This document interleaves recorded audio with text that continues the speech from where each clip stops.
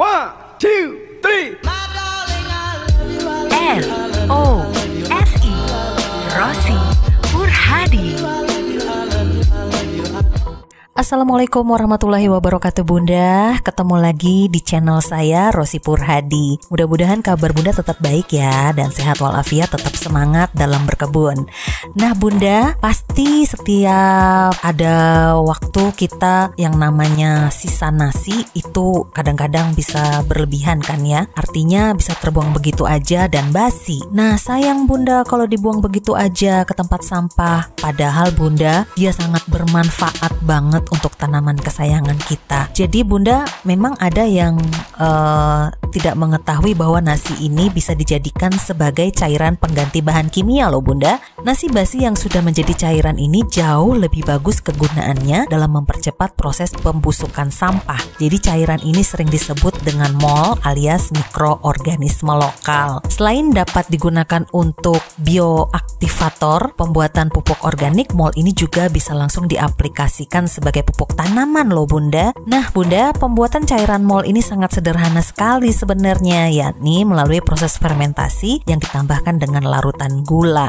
Sebelumnya syarat yang harus dipenuhi ketika kita dalam membuat MOL adalah harus tersedia sumber karbohidrat, glukosa, dan bakterinya. Nah apabila ketiga bahan tersebut tidak tersedia dalam pembuatannya, maka dapat diprediksi deh yang namanya MOL tidak akan kita bisa buat alias gagal. Maka dari itu ketiga bahan ini yaitu adanya glukosa atau gula, karbohidrat dari nasi, dan juga nantinya di nasi akan ada bakteri ya. Itu sudah cukup untuk kita dalam membuat MOL. Jadi yuk kita ikutin caranya. Oke Bunda, kita udah nyiapin nasi basi ya. Nasi yang kemarin dan kebetulan dia sudah mulai basah atau berair.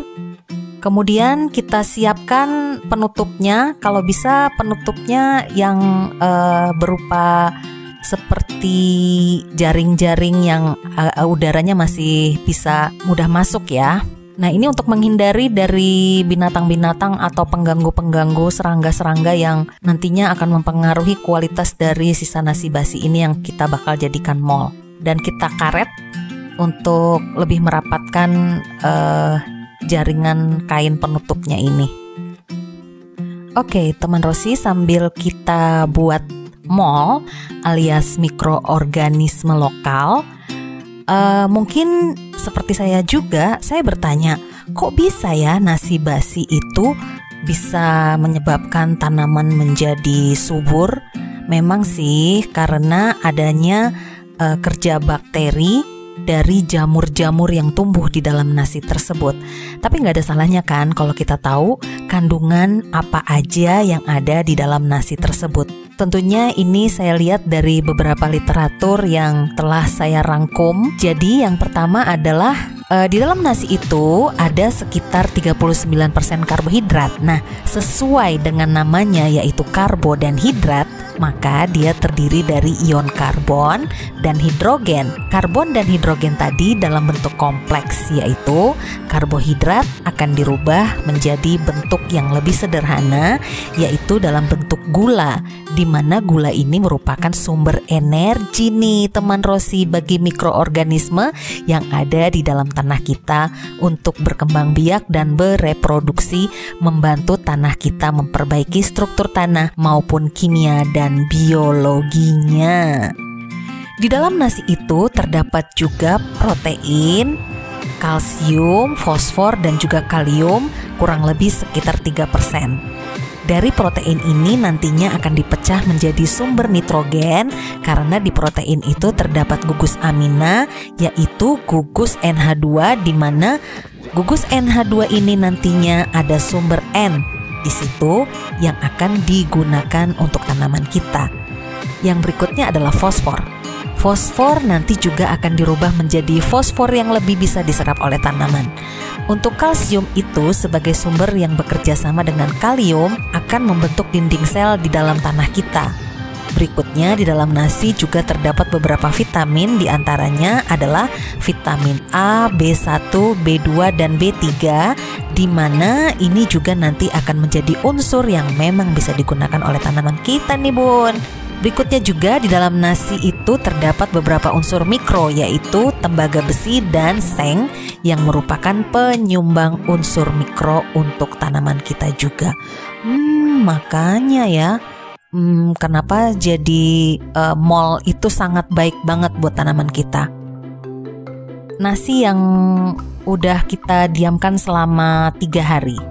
Jadi seperti ini, dia udah mulai tumbuh jamur-jamurnya. Jadi ada yang berwarna kuning, ada berwarna hijau kehitaman, kemudian juga ada berwarna putih, ada orange juga. Dia udah mulai tumbuh. Oke, tentu kita siapkan seperti yang udah kita bilang tadi, bahwa harus dalam membuat mol ada glukosa, dalam hal ini gula, kemudian ada karbohidratnya, dalam hal ini nasi, yang nantinya akan ada bakteri ya. Dan sebagai media larutannya, kita bisa gunakan air cucian beras. Setiap hari kan kita masak ya bun, jadi kita kumpulin deh air cucian beras. Nah kalau saya gunakan air cucian beras sampai 1,5 liter, jadi memenuhi botol ini. Kebetulan botol ini adalah botol yang pernah saya gunakan sebelumnya untuk membuat mol juga. Jadi terlihat seperti kotor ya, padahal itu adalah sisa dari jamurnya itu. Nah, kemudian kita tinggal masukkan deh nasi basi tadi yang udah diselimuti oleh jamur-jamur alias juga bakteri yang bisa hidup nantinya di dalam botol ini ya, yang akan kita fermentasikan bersama glukosa sehingga menjadi larutan mikroorganisme lokal atau mol. Oke bun, sambil kita buat mol ini, selanjutnya kita pasti penasaran, jamur oranye itu apa sih? Nah, jamur orange yang ada di dalam nasi merupakan jamur yang bernama Rhizopus oligosporus, di mana dia banyak menghasilkan enzim, yaitu enzim protease dan fitase. Enzim protease atau enzim proteinase adalah enzim yang bertugas untuk memecah protein, di mana nanti protein itu gugus aminanya akan dipisah menjadi asam amino, yang mana asam amino itu merupakan sumber yang nantinya bisa menyumbangkan nitrogen nih bunda untuk tanaman kita. Sementara enzim fitase atau enzim fosfatase bertugas untuk merombak ortofosfat menjadi fosfat yang lebih sederhana dan bisa diserap oleh tanaman kita. Tentunya dua enzim tadi tidak hanya bekerja pada proses pembuatan mol saja nih bunda. Ketika diaplikasikan di tanah nanti, harapannya Rhizopus oligosporus ini enzim-enzimnya juga bekerja untuk tanah kita, sehingga nitrogen dan fosfat akan lebih tersedia bagi tanaman kita dengan proses yang terjadi di tanaman atau di tanah kita. Nah, yang terakhir nih tentang nasi tadi yang sudah dibiarkan beberapa hari tadi, tidak menutup kemungkinan ada beberapa mikroorganisme yang belum teridentifikasi, dan itu semua diharapkan bisa membantu semua proses yang terjadi di dalam tanah kita untuk meningkatkan kualitas secara fisik, kualitas secara kimia, dan kualitas secara biologi di dalam tanah kita. Jadi gak usah ragu deh bun, kita buat aja yuk ini stok untuk mol, dan ini udah saya buktikan sangat bagus banget untuk pasangannya. Di samping mol, kita juga memberikan pupuk cangkang telur cair. Pokoknya semua serba gratis, tidak ada yang terbuang. Nasi tidak ada yang terbuang, cangkang telur juga tidak ada yang terbuang, tanaman kita menjadi subur ya kan. Kemudian bunda, lupa ngambil corong deh, kita ambil dulu ya. Oh ya bun, pada dasarnya untuk pembuatan pupuk organik ini dosisnya tidak ada yang pasti ya, namun yang termudah saja yang dapat kita gunakan. Nah, kita masukkan gulanya 2 sendok makan. Jadi air cucian berasnya sebanyak 1,5 liter, kemudian secukupnya nasi yang udah diselimuti oleh jamur atau bakteri. Nah, kita masukkan. Nah, ada beberapa info juga kalau kita membuat mol ini sebaiknya menggunakan air hujan, karena katanya air hujan itu tidak ada pengawetnya, tidak ada tawasnya, tidak ada klorinnya, sehingga memudahkan proses-proses selanjutnya, karena kita akan pelihara ini adalah mikroorganisme, jadi dia merasa nyaman di dalam air tersebut. Kemudian kita kocok.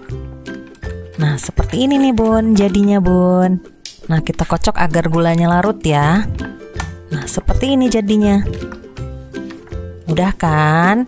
Jadi kita peram deh selama kurang lebih 5-7 hari. Sebagai tambahan nutrisi untuk mikroorganismenya dalam hal ini adalah kapang daripada Rhizopus oligosporus, kita tambahkan molase. Jadi supaya dia lebih mudah untuk berkembang biak lagi. Sekali lagi, di sini bukan hanya Rhizobium oligosporus aja, tetapi ada kemungkinan organisme-organisme lain yang memang sudah merapat di nasi basi yang sudah kita diamkan selama beberapa hari ya Bunda.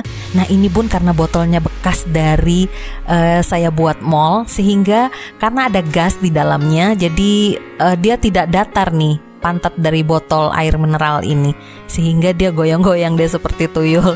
Jangan lupa untuk mengasih sedikit udara di botolnya supaya nanti ketika terjadi proses fermentasi masih ada ruang yang tertekan dan masih ada kesempatan untuk kita membuang udara yang berlebihan, dalam hal ini CO2 yang nantinya akan dihasilkan. Jadi setiap hari nanti kita buka ya, kemudian kita tutup kembali. Katanya sih bisa meledak loh teman Rosi, tapi nggak usah takut teman Rosi.